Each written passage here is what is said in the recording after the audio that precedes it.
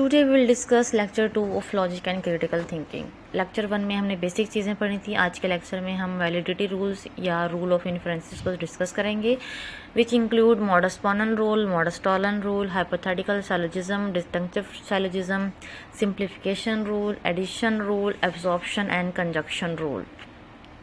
इन तमाम रूल्स को हम 1 बाय 1 डिस्कस करेंगे और इन रूल्स से रिलेटेड कुछ क्वेश्चन हैं वो भी हम सॉल्व करेंगे। So let's start our today lecture. अगर आपने अभी तक मेरे यूट्यूब के चैनल को सब्सक्राइब नहीं किया तो काइंडली मेरे चैनल को सब्सक्राइब करें, और अगर मेरी वीडियो पसंद आए उसे लाइक करें और दूसरों के साथ शेयर भी करें।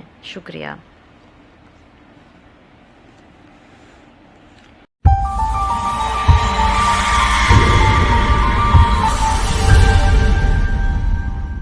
Bismillahirrahmanirrahim. Welcome back to my YouTube channel Learn with Engineer Aisha. Today we will discuss law of validity rule, जैसे हम रूल ऑफ इन्फ्रेंसेस भी कहते हैं। आप लोगों के साथ में पहले basic lecture about logic and critical thinking discuss कर चुकी हूँ। इसकी वीडियो का लिंक मैंने नीचे डिस्क्रिप्शन बॉक्स में दे दिया, वहाँ से भी देख सकते हैं, जिसमें हमने तफसीलन पढ़ा था कि आर्गूमेंट क्या होते हैं, कैसे एक आर्गूमेंट प्रेमिसेस एंड कंक्लूजन से मिलकर बन रहा होता है। Mean an argument is a sequence of statement. The last statement is the conclusion, and all its preceding statements are called premises or hypotheses. किसी भी आर्गूमेंट की जो लास्ट स्टेटमेंट होती है वो हमारी कंक्लूजन होती है, और उसकी जितनी भी प्रोसीडिंग स्टेटमेंट जिस पे ये कंक्लूजन डिपेंड कर रहा होता है या जिनसे हम ये कंक्लूजन निकाल रहे होते हैं वो हमारा प्रेमिसेस है और हाइपोथेसिस होता है। ठीक है, अब ये रूल ऑफ इन्फ्रेंसेस है, हम इन्हें क्यों यूज़ कर रहे होते हैं।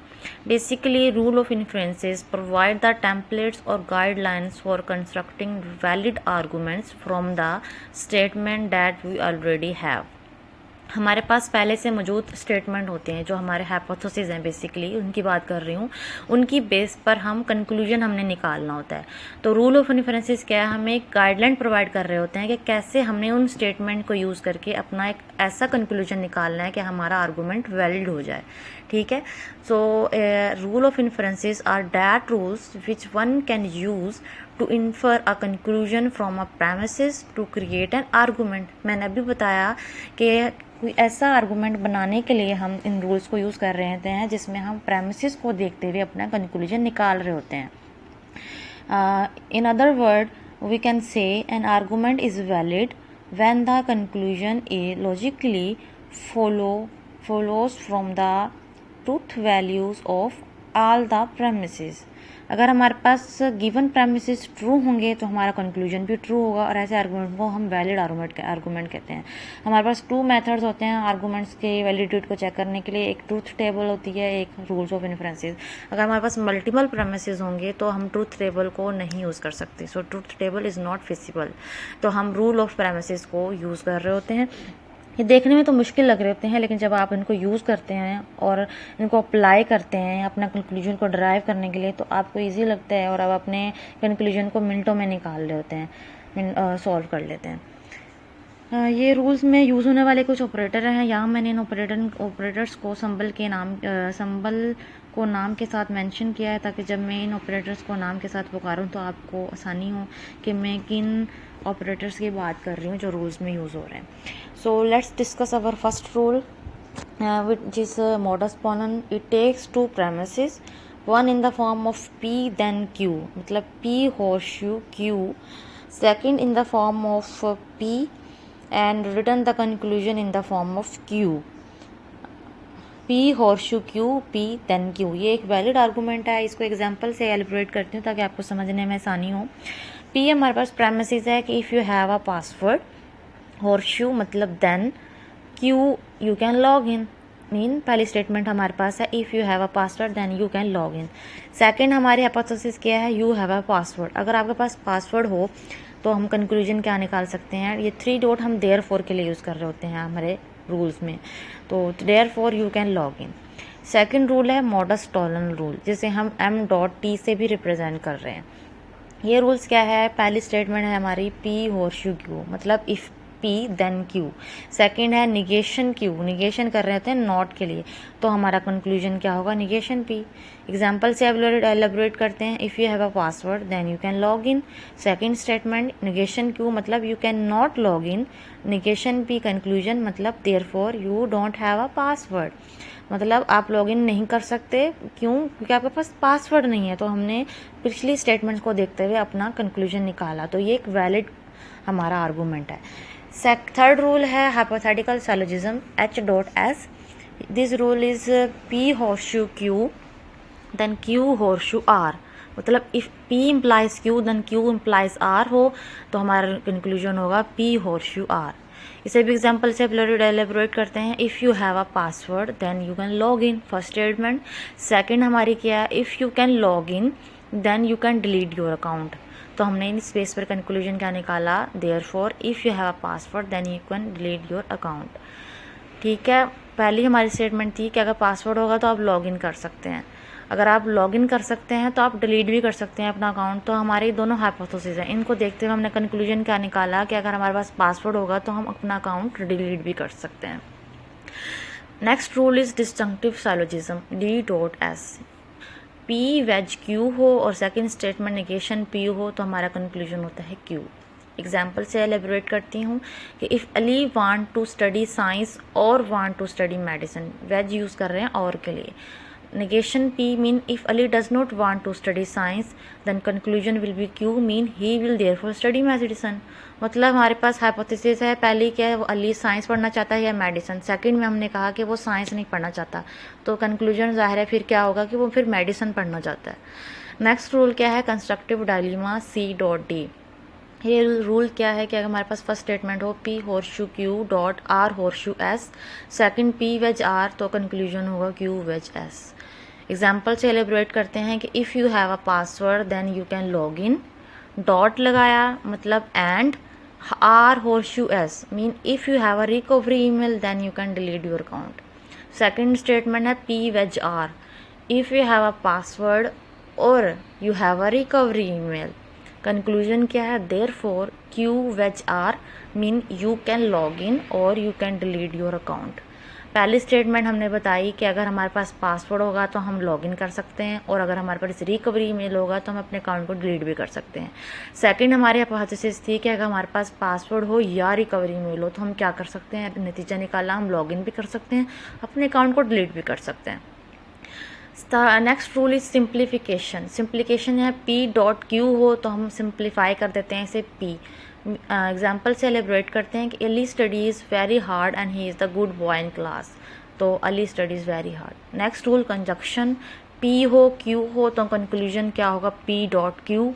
Ali studies very hard P and second statement Q which is he is the good boy in the class, then the result will be P.Q mean therefore Ali studies very hard and he is the good boy in the class।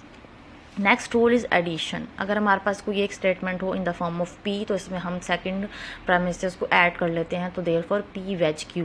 हमारे पास P क्या है कि Ali studies very hard, तो इसमें हमने next को add कर लिया, अली स्टडीज़ वेरी हार्ड और he is a bad student. ठीक है, तो नेक्स्ट रूल है हमारा एब्जॉर्प्शन। एब्जॉर्प्शन में क्या है कि अगर हमारे पास स्टेटमेंट हो P horseshoe Q mean P implies Q, if P then Q then result होगा P horseshoe P dot Q।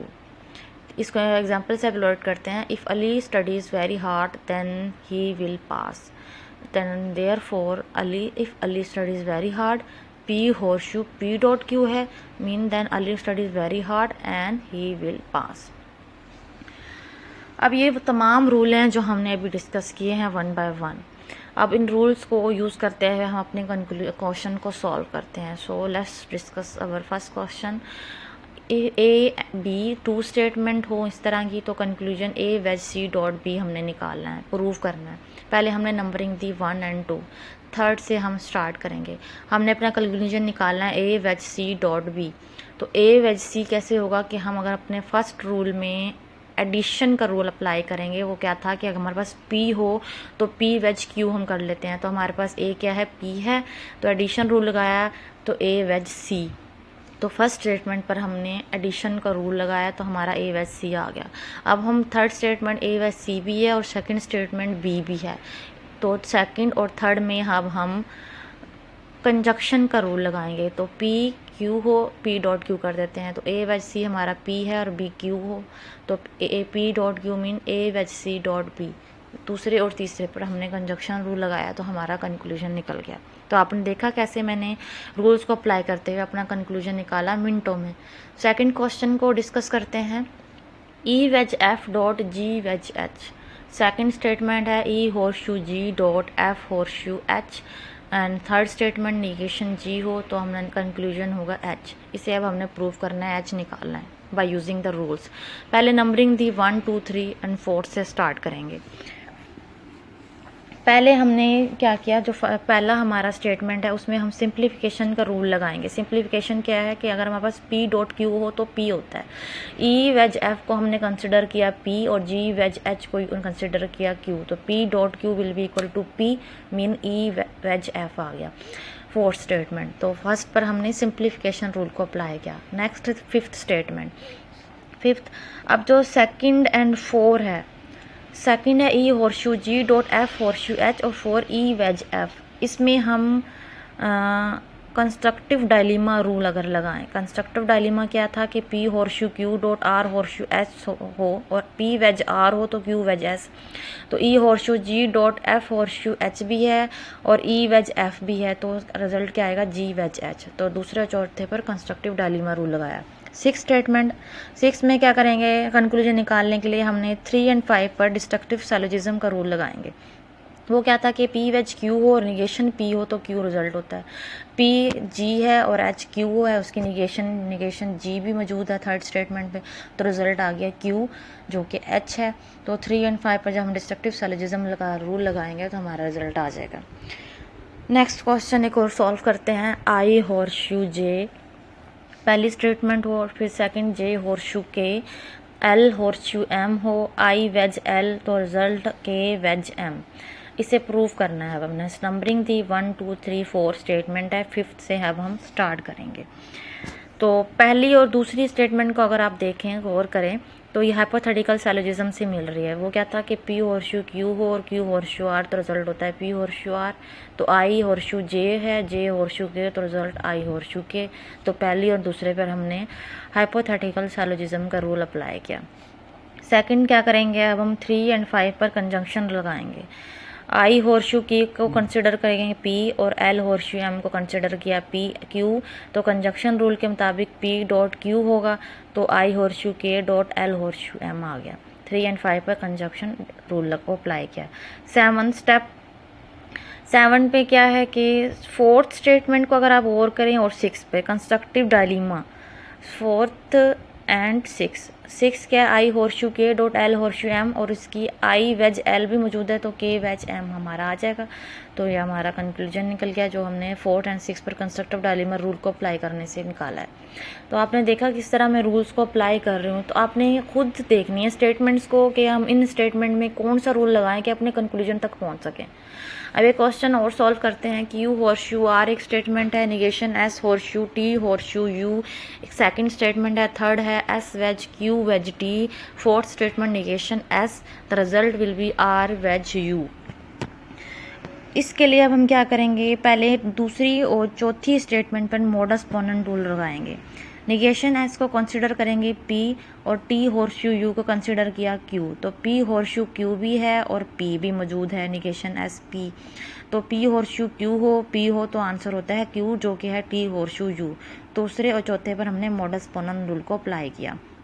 6 statement, 6 step. 6 में क्या करेंगे, अब निकालने के लिए तीसरी और चौथी स्टेटमेंट को आप देखें अगर, इस पर हम डिस्जंक्टिव सैलोजिज्म का रूल अप्लाई कर सकते हैं। वो क्या था, पी वेज क्यू हो, एस को कंसिडर किया P and Q wedge T को कंसिडर करेंगे क्यू, और निगेशन पी भी मौजूद है, एस की negation P, S negation S भी मौजूद है तो रिजल्ट होता है क्यू, तो क्यू वेज टी आ गया। तीसरे चौथे पर डिस्जंक्टिव सैलोजिज्म का रूल लगाया, क्यू वेज टी निकल गया। उसके बाद पहली और पांचवी पर हम कंजक्शन लगाएंगे। पहला है क्यू हॉर्सशू आर और पांचवा टी हॉर्सशू यू, तो पी डॉट क्यू आ जाएगा, तो Q horseshoe R dot T horseshoe you. पहली और पांचवी पे कंजक्शन रूल को लगाया। अब पांचवी में हमारी स्टेटमेंट है और इसका छठा स्टेटमेंट को अगर हम देखें, सातवीं और छठी को, इस पर हम कंस्ट्रक्टिव डायलीमा रूल लगा सकते हैं। तो कंस्ट्रक्टिव डायलीमा रूल लगाने से हमारा कंक्लूजन निकल गया। अगर आपको इस तरह की कोई भी क्वेश्चन को सॉल्व करने में डिफ़िकल्टीज़ है तो आप कमेंट में अपना क्वेश्चन लिखकर मुझसे पूछ सकते हैं, मैं उनका आंसर आपको सॉल्व करके बता दूंगी। अब तक के लिए इतना ही। Thanks for watching. मिलते हैं अगली वीडियो के साथ। जब तक के लिए अल्लाह हाफिज़।